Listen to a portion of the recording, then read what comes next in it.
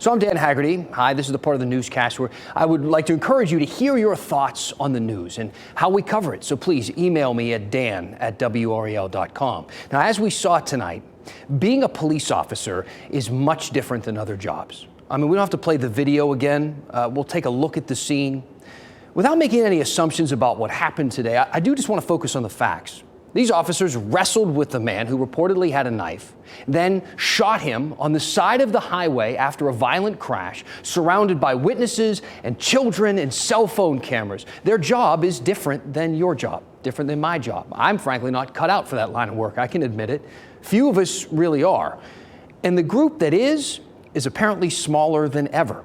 Cities across the country reporting staffing shortages. Let's take Durham, for instance. They're kind of a great example right now. Remember when the police chief actually decided to leave her desk and ride patrol to help ease the staffing shortage?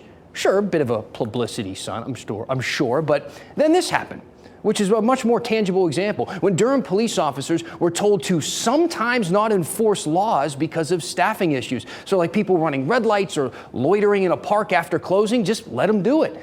After all, writing up those reports takes too much time, and they need those officers responding to higher priority calls. See, right now in Durham, they're down 68 officers, and they can't seem to fill those positions. Now, you might be saying, in fact, I can guarantee that some of our more conservative viewers might be saying, Dan, what do you expect? After the past year, massive protests against policing, many cities around the country defunding their departments, movements to literally abolish police. It's generally not a very popular thing to wear a badge nowadays. But I'll remind you, this staffing issue thing predates George Floyd. Here's an article in the Washington Post from 2019. Who wants to be a police officer? Job applications plummet at most U.S. departments. According to this report, the decline has been growing for 20 years. And according to this Department of Justice report, nationally, in the 3 years between 2013 and 2016, departments lost 23,000 officers.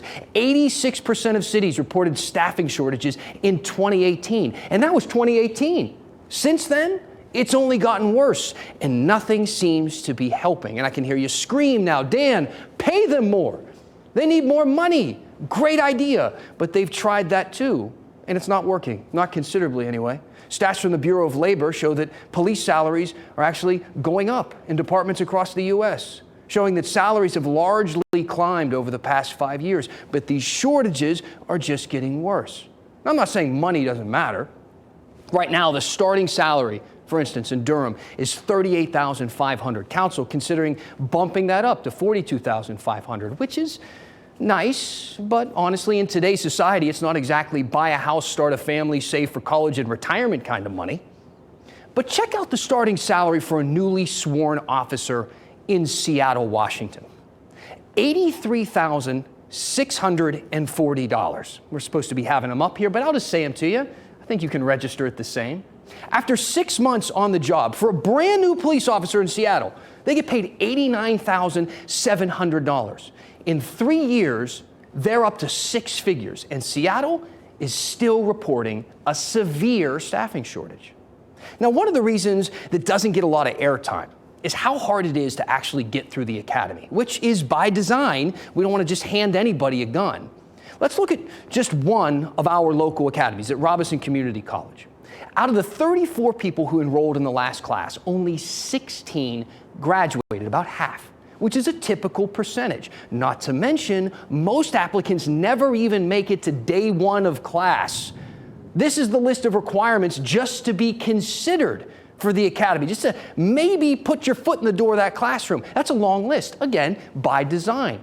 And that's kind of the final problem I want to mention tonight. While officers are leaving at a record pace, and some cities are arguably less safe because of it, it would be irresponsible to fill those spots hastily. Again, we give these people guns, but the boat is taking on water and we're forced to bail with a thimble.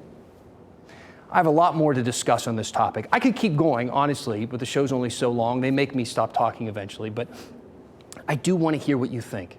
So please give me your thoughts and we'll continue this conversation. Email me at dan@WRAL.com.